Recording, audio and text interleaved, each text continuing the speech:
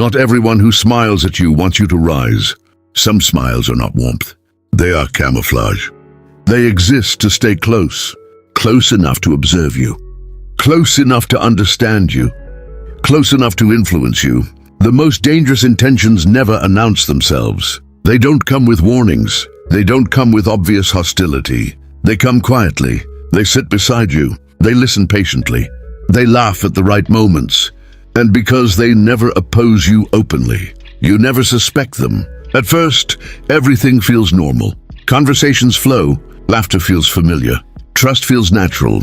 But slowly, something begins to shift. You start feeling tired after interactions you once enjoyed. Your mind feels heavier. Your enthusiasm fades quicker than before. You can't explain it logically. Nothing wrong has happened, yet your peace feels disturbed. You replay conversations in your head, not because of what was said, but because of how you felt afterward. Less confident, less clear, less yourself. And this is where most people make a mistake. They look for proof.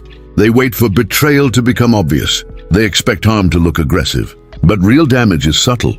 It hides behind concern, behind jokes, behind friendly advice. Some people don't want to see you fall. They just don't want to see you rise beyond them. Your growth makes them uncomfortable because it reminds them of everything they postponed, avoided, or abandoned in themselves. So they stay close, not to support you, but to monitor you, not to celebrate you, but to understand how far you're going. And while you're busy being genuine, they're busy being strategic. This is why awareness matters more than intention. Because not everyone who smiles is on your side, and not every enemy comes to destroy you. Some come to slowly dim your light, so you never shine brighter than they can tolerate. Soft pause, and if this feels familiar, then something inside you already understands. What your mind has been trying to ignore. With time, you begin to notice a quiet pattern, not a dramatic one, not something that shocks you immediately. Just a subtle difference between what people say and what they feel when you succeed. At first, you don't want to believe it, because accepting it would mean questioning people you once trusted. So you rationalize, you give excuses, you tell yourself you're overthinking. But awareness grows when patterns repeat. Some smiles appear instantly when you struggle. They come with attention, advice, and sympathy. But when you improve, when your confidence returns, when your life begins to move forward, those same smiles become slower, colder, shorter. And this is where understanding human psychology becomes important. Not everyone who smiles is expressing joy. Many smiles exist to hide discomfort. Comparison is one of the most powerful silent forces in human behavior. People don't only compare success, they compare courage, discipline, and direction. Your progress doesn't just show where you are, it highlights where they are not. And for some people, that realization is unbearable. They don't hate you as a person. They hate the mirror your growth places in front of them. Because every step you take forward silently asks them a question. Why didn't you? So instead of confronting themselves, they choose the easier path. They stay close. Closeness allows observation. Observation allows influence. If they were distant, your growth wouldn't bother them as much. But being near you forces them to feel it. This is why some people insist on remaining in your life, even when their support feels empty. They don't want distance. They want access. Access to your thoughts. Access to your doubts. Access to your emotional state. Because influence doesn't require control. It requires proximity. You may notice how certain people react when you speak about your goals. They nod, but their energy doesn't rise. They congratulate you, but quickly change the subject. They offer advice you didn't ask for, advice that subtly lowers your expectations. Be careful. Don't rush. Not everyone succeeds. On the surface, these words sound wise, but timing reveals intention. True support strengthens momentum. False support slows it down. Some people are threatened not by your success itself, but by the fact that you dared to pursue it, because your movement exposes their stillness. And stillness, when chosen unconsciously, turns into frustration. That frustration needs somewhere to go, so it hides behind humor, behind sarcasm, behind concern. This is why fake smiles are often calm, controlled, and consistent. They are practiced. A fake smile is not emotional, it is strategic. It allows someone to remain socially acceptable while internally resisting your growth. And the most dangerous part? They often believe they are justified. In their mind, they are not harmful. They are being realistic. They are protecting you. They are just honest. But honesty without empathy becomes cruelty. And realism without self-awareness becomes projection. People project their limitations onto those who challenge them. If they fear failure, they warn you about risk. If they regret missed chances, they tell you to slow down. If they gave up, they advise you to settle. Not because it's right for you, but because it comforts them. And slowly, if you are not careful, their fear begins to sound like your own. This is how influence works, not by force, but by repetition. The mind absorbs what it hears consistently, especially from people it trusts. This is why emotional intelligence matters more than emotional openness. Being open without awareness makes you vulnerable, not to enemies, but to subtle discouragement. You don't need to accuse anyone. You don't need to label them as bad. Understanding is enough, because once you see the pattern, you stop internalizing what doesn't belong to you. You begin to separate your intuition from their insecurity, and that separation restores clarity. Not everyone who smiles is against you, but not every smile is aligned with your growth. Some smiles are simply trying to survive your evolution, and recognizing that is not paranoia, it is maturity. Energy never lies. At some point you begin to feel something you can't explain. It's not anger, it's not sadness, it's not even disappointment. It's exhaustion. Not physical exhaustion, but something deeper. You notice it after certain conversations, after certain meetings, after being around certain people. Nothing dramatic happens, no argument, no obvious negativity, and yet you feel drained. Your mind feels crowded, your chest feels heavier, your motivation feels quieter. This is where most people become confused, because they are taught to trust words, to trust appearances, to trust behavior. But energy operates on a different level. Energy responds to intention, not language. You can smile, speak kindly, and still take from someone. Because energy exchange does not require permission. Every interaction is an exchange. Every presence leaves a trace. Some people leave you feeling clearer, stronger, more focused. Others leave you feeling scattered, second-guessing yourself, questioning things that once felt certain. That difference matters. Emotional exhaustion often begins when you give more awareness than you receive, when you listen more than you are heard, when you explain yourself more than you are understood, when you adjust yourself more than you are accepted. Over time, that imbalance creates depletion, and the dangerous part is how subtle it feels. You don't wake up one day and feel empty. You feel slightly less energetic, again and again, a little less inspired, a little less confident, a little more tired than usual, until it becomes normal. This is how people lose themselves slowly, not through trauma, but through constant emotional leakage. Some individuals unconsciously feed on reassurance. They ask questions not to understand you, but to anchor themselves. They seek your attention, your validation, your emotional presence. And when they receive it, they feel stable. But stability gained from others is borrowed energy, and borrowed energy must be replaced. So they come back again and again, not because they care deeply, but because they feel lighter when you are heavy. This is not always intentional. That is important to understand. Many people are not malicious.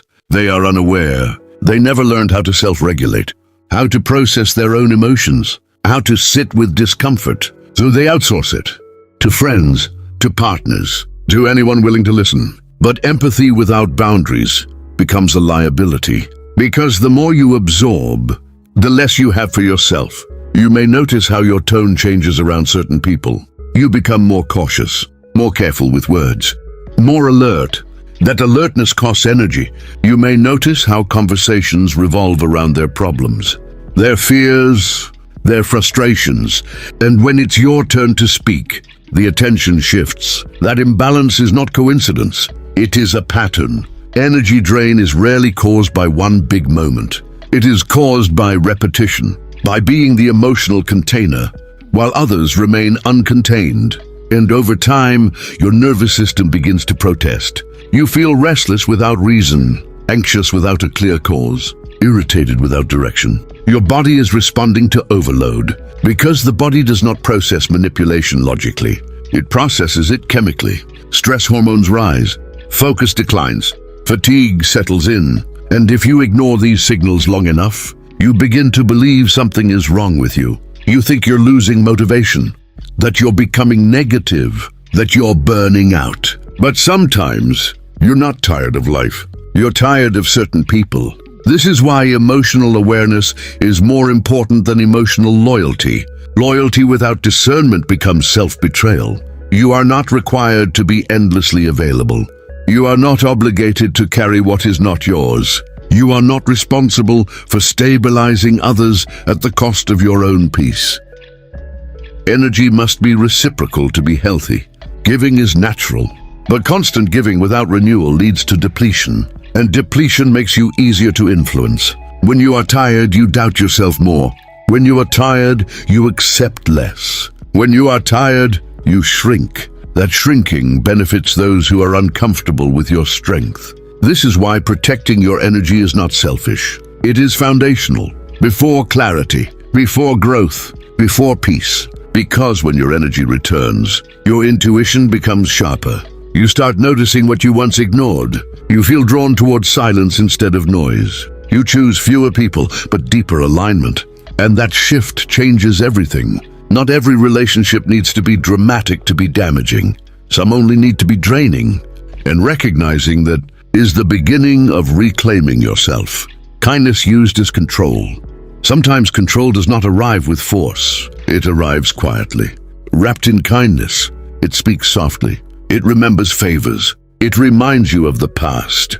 I was there when you needed someone. I helped you when no one else did. I supported you when you were lost. On the surface, these words sound loving, but their purpose is not connection. Their purpose is obligation. Real kindness gives without expectation. Control gives with memory. It keeps a record, and that record is used later, not openly, but precisely. You begin to feel it when your decisions start to feel heavier. You hesitate before choosing what's right for you. Not because it's wrong, but because someone might feel hurt. Guilt enters quietly. You feel uncomfortable setting boundaries. You feel selfish for needing space. You feel ungrateful for wanting independence. And you don't even know when that feeling started. That's how emotional control works. It doesn't demand. It reminds. It doesn't threaten. It disappoints. It doesn't say you must. It says after everything I've done. And that sentence carries weight because it targets your empathy. People who use kindness as control understand one thing very well. Good-hearted individuals don't want to hurt anyone, so they place responsibility where it doesn't belong. They make you feel responsible for their emotions, for their expectations, for their stability. And slowly your life begins to shrink. You stop expressing certain thoughts. You stop sharing certain goals. You stop making decisions freely, not because you are weak, but because you are considerate. And consideration, when exploited, becomes a cage. You may notice how support turns conditional. When you agree, everything feels warm. When you resist, the tone changes. Silence replaces warmth. Distance replaces closeness. Subtle disappointment replaces understanding. This shift is not accidental. It is reinforcement. Agreement is rewarded. Independence is punished. Not with anger, but with withdrawal. And withdrawal is powerful because humans are wired for connection. So when connection is removed, we search for the mistake. We blame ourselves. We think, maybe I was too harsh. Maybe I didn't appreciate them enough. Maybe I should explain myself better. And that explanation becomes another opening, another chance for influence. This is how kindness becomes leverage. It doesn't restrict your actions directly. It restricts your confidence. You begin to doubt your right to choose, your right to change, your right to grow beyond who you were, because growth disrupts the dynamic. When you were struggling, the roles were clear. They gave, you received. But when you begin to stabilize yourself, When you begin to stand without assistance, the balance shifts. And not everyone is comfortable with that shift. Some people need you dependent to feel needed. Neededness becomes identity. So when you grow, it feels like rejection, not because you rejected them, but because you no longer require them. And instead of addressing that insecurity honestly, they apply pressure, soft pressure. They remind you of loyalty, of history, of sacrifice. But loyalty that demands self-abandonment is not loyalty, it is ownership. And sacrifice that is weaponized was never selfless. True support celebrates your independence. False support fears it. You are allowed to outgrow roles that no longer fit. You are allowed to change dynamics that limit you. You are allowed to choose peace over obligation. Gratitude does not mean lifelong access. Appreciation does not mean permanent permission. You can honor what someone did for you without surrendering your future to them. That distinction matters, because when kindness is used as control, it trains you to stay small. It teaches you to confuse guilt with love, responsibility with attachment, obligation with care. And the longer you stay in that confusion, the harder it becomes to hear your own voice. But clarity returns when you ask a simple question: does this support my growth? Or does it depend on my limitation? That answer is usually felt, not argued. Your body relaxes when control is removed. Your breath deepens when guilt fades. Your thoughts become quieter. That is not coincidence. That is alignment. You do not need to accuse anyone. You do not need to confront aggressively. Awareness changes behavior naturally. When you stop responding to guilt, guilt loses power. When you stop explaining your boundaries, they become real. Kindness that respects boundaries is love. Kindness that resists boundaries is control. And once you see the difference, you cannot unsee it. That awareness restores autonomy, and autonomy is where peace begins. They love you weak. There is a painful truth most people discover too late. Some people feel closest to you only when you are falling apart. They know how to show up when you are broken. They know the right words when you are lost. They know how to sit beside you when you are struggling. And in those moments, their presence feels comforting, necessary, even reassuring. But comfort during weakness is not the test of sincerity. The real test appears when you begin to heal, when you start standing on your own again, when your confidence returns quietly, when your decisions become firmer. That is when the shift happens. Their messages become shorter. Their interest fades. Their encouragement loses warmth, not suddenly, but noticeably. At first you assume they are busy. You give them the benefit of doubt. You tell yourself not to read too much into it. But patterns don't lie. Some people bond with you through pain, not through growth. Your struggle gives them a role. Your healing removes it. When you are weak, they feel important. When you are strong, they feel unnecessary. And unnecessary feels threatening to those who attach their worth to being needed. This is why some people are deeply invested in your problems. Not because they want you to suffer, but because your suffering keeps the connection alive. They know how to console you, how to guide you, how to feel relevant in your chaos. But they don't know how to celebrate you. Your strength confuses them, because strength changes the dynamic. You no longer ask as many questions. You no longer seek reassurance. You no longer lean as heavily. And without realizing it, they begin to lose influence. Influence is subtle power. It doesn't shout. It doesn't demand. It exists in dependence. So when dependence fades, so does comfort. You may notice how your success is met with silence, how your progress is acknowledged without enthusiasm, how your joy feels slightly unwelcome. They might congratulate you, but their energy doesn't match their words. And energy never lies. Some people don't know how to exist beside equals. They only know how to exist beside those who need them. Your growth levels the ground, and not everyone is prepared to stand there. This creates a quiet resentment, not loud, not obvious, but present. They don't attack you directly. They withdraw. They become distant. They become passive. They become subtly critical. They might joke about your changes, call you different, suggest you've become distant. But what they really mean is, you no longer revolve around me. And that loss feels personal. You may even feel guilty for improving, guilty for being less available, guilty for being happier. Guilty for not needing the same support anymore. But guilt has no place in growth. Healing is not betrayal. Becoming stronger does not mean you abandoned anyone. It means you found yourself, and anyone who truly cares about you will celebrate that. They will adjust. They will respect the new version of you. They will find a way to connect without control. Those who cannot were never attached to you, only to your vulnerability. This is why emotional maturity matters. It allows you to separate gratitude from obligation. You can appreciate who stood by you without freezing yourself in the version they preferred. Because people who love you do not require you to stay broken to feel close to you. They do not need you to struggle to justify their presence. They grow with you. They adapt with you. They support your evolution.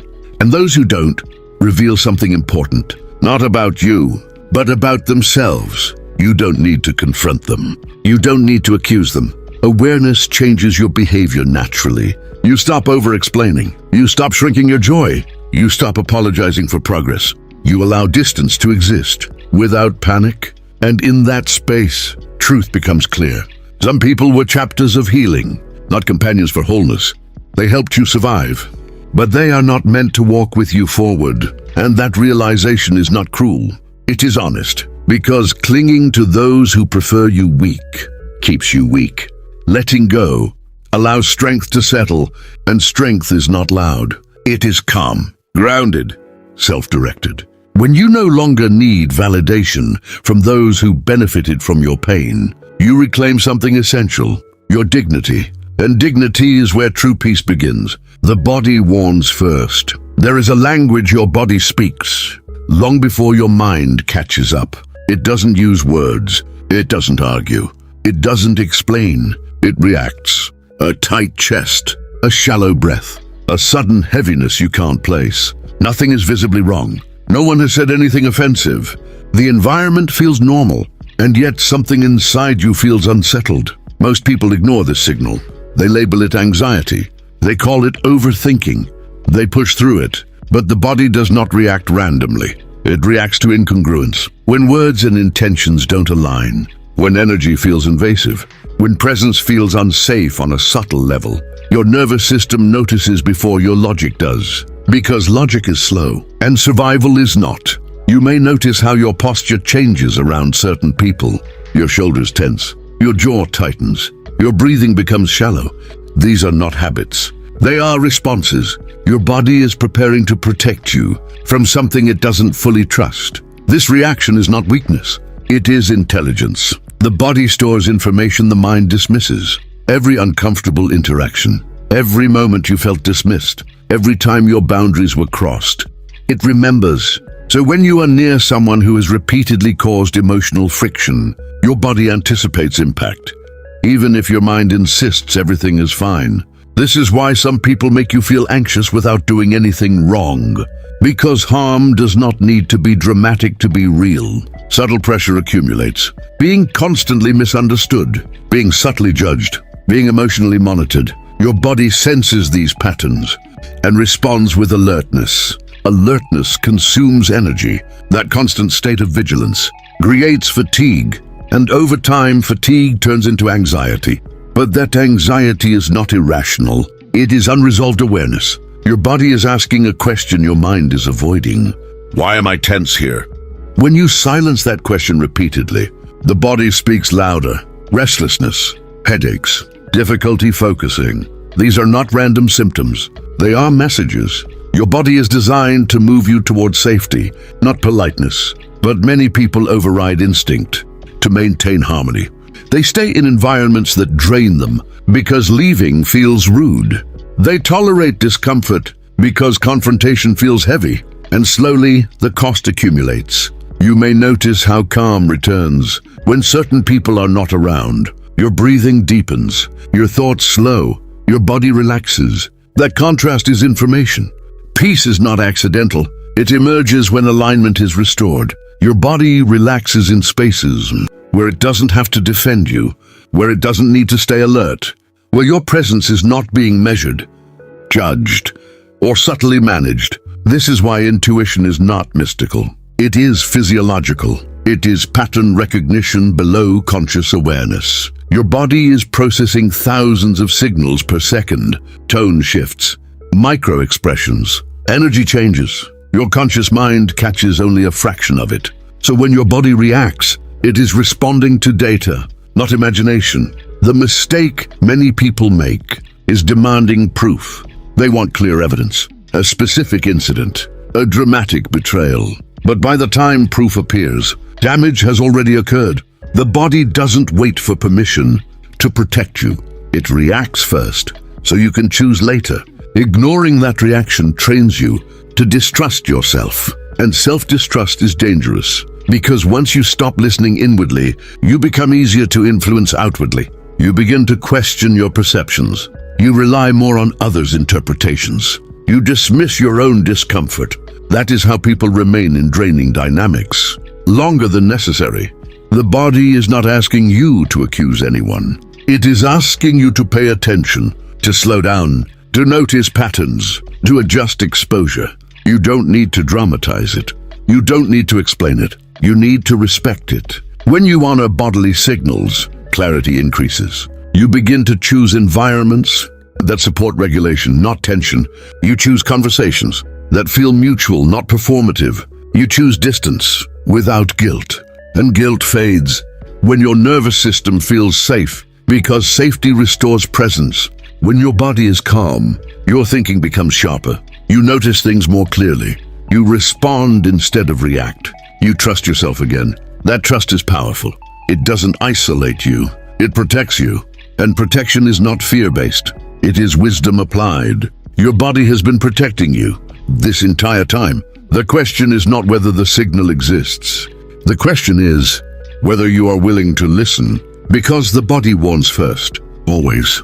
And those who learn to listen early rarely need to learn through pain later, walking away quietly. There comes a moment when you understand something deeply personal. Not everything needs a response. Not every situation needs closure. Not every person deserves access to you. This realization does not arrive with anger. It arrives with clarity. You stop feeling the need to explain yourself. You stop rehearsing conversations in your head. You stop trying to be understood by those who were never listening. Walking away quietly is not avoidance. It is discernment. It is choosing peace over performance. Many people believe strength is loud.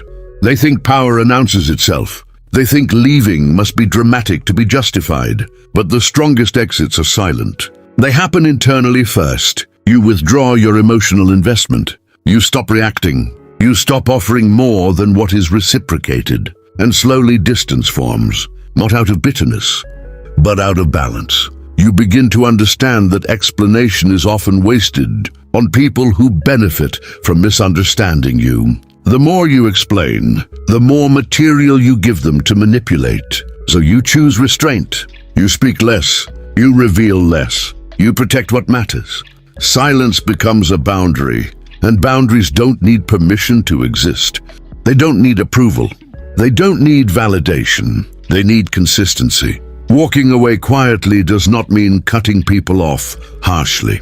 It means adjusting proximity. It means deciding who gets access to your thoughts, your time, your energy. Not everyone deserves all three. You may notice resistance when you begin to change. Some people question your distance. Some interpret it as arrogance. Some attempt to pull you back with guilt or curiosity. But their reaction confirms your decision. Because people who respected you would respect your space. You don't need to defend your boundaries. Defending invites negotiation. You simply live them. This is where many people struggle. They confuse kindness with availability. They confuse compassion with self-sacrifice. But compassion without boundaries turns into self-neglect. Walking away quietly allows you to remain humane without being consumed. You don't need to harden your heart. You need to direct it wisely. Distance does not mean hate. It means priority. You prioritize environments where you don't have to brace yourself, where you don't feel watched, where you don't need to perform stability. In those spaces, your nervous system relaxes. And when your nervous system relaxes, your clarity returns. You begin to trust your decisions again. You stop doubting your instincts. You stop seeking reassurance from those who destabilize you. This is not isolation. It is alignment. Walking away quietly also teaches you something important about timing. Some connections were meant for survival, not longevity. They served a purpose at a specific stage, and that purpose has been fulfilled. Honoring that does not require clinging. It requires release. Release is not rejection. It is completion. You are allowed to move on without explaining every step. You are allowed to choose silence over justification. You are allowed to protect your peace without apologizing. Peace does not need an audience. You may notice how life becomes simpler when you stop over-communicating. Fewer misunderstandings, fewer emotional drains, fewer internal debates. You begin to conserve energy for what actually matters: growth, stability, presence. Walking away quietly is also an act of self-respect. It says, I no longer abandon myself to keep others comfortable. That decision changes how people treat you. Some will respect you more. Some will drift away. Both outcomes are appropriate, because those who require unlimited access were never aligned with your well-being, and those who respect limits were never threatened by them. There is a quiet confidence that develops. When you stop reacting to everything, you become less predictable, less reactive, more grounded, not because you are closed off, but because you are centered, and that centeredness is felt. It doesn't announce itself, it radiates. People who thrive on chaos lose interest. People who value stability draw closer.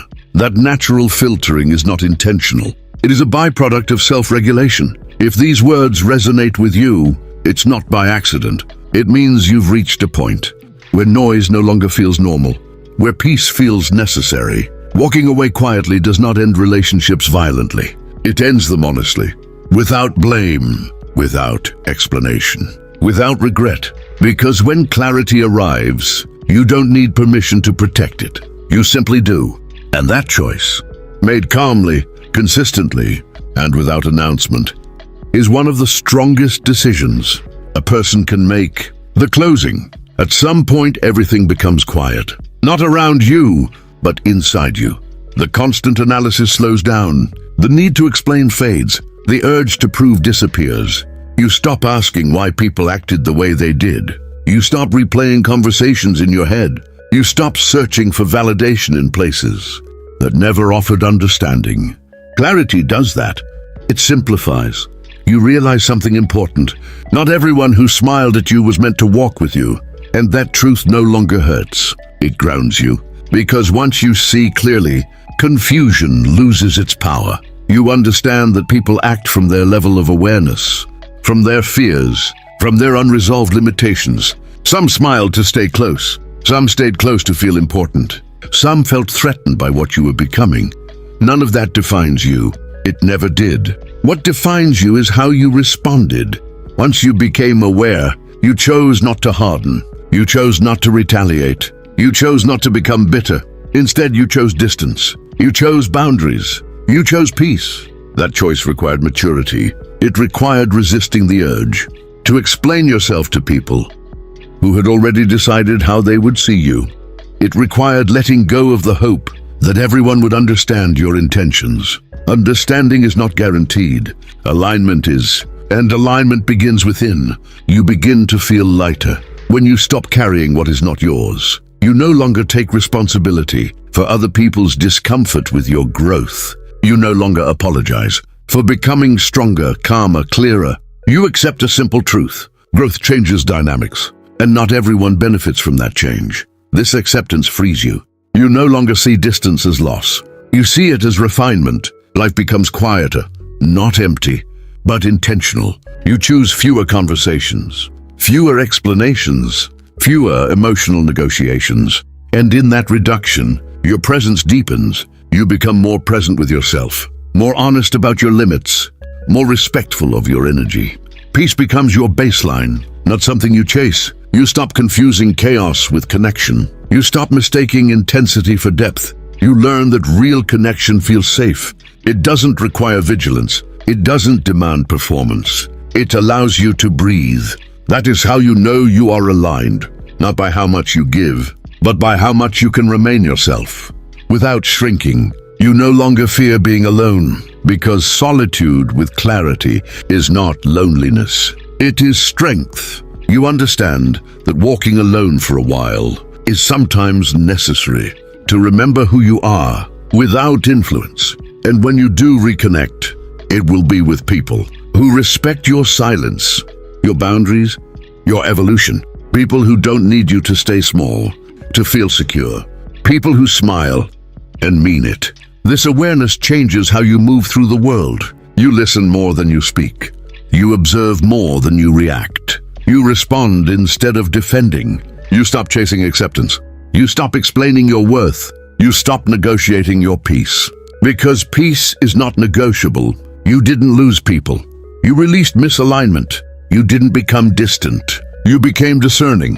You didn't grow cold. You grew conscious, and consciousness is calm. It does not rush. It does not compete. It does not need applause. It simply knows. Now you understand something fundamental. Not everyone who smiles is on your side, and that realization does not make you suspicious of everyone. It makes you selective with yourself. You don't close your heart. You guard it wisely. You allow warmth, but not access without alignment. You allow kindness, but not at the cost of your peace. You allow connection, but not control. This is not arrogance. It is self-respect. And self-respect changes everything. It shapes your decisions. It shapes your relationships. It shapes your future. Because when you respect yourself, you no longer accept what drains you. You choose what strengthens you. And strength, real strength, is quiet. It doesn't announce itself. It doesn't need to explain itself. It walks forward without looking back. So if there is one truth to carry with you from this moment forward, let it be this. Not everyone who smiles is on your side, and that is okay. Because the moment you see clearly, you no longer need everyone. You only need alignment. You only need peace. You only need yourself. Fully present, fully aware, fully grounded. Protect your peace, even if it means walking alone. Because the right people will never be threatened by your clarity. Soft pause, and that is where your power begins.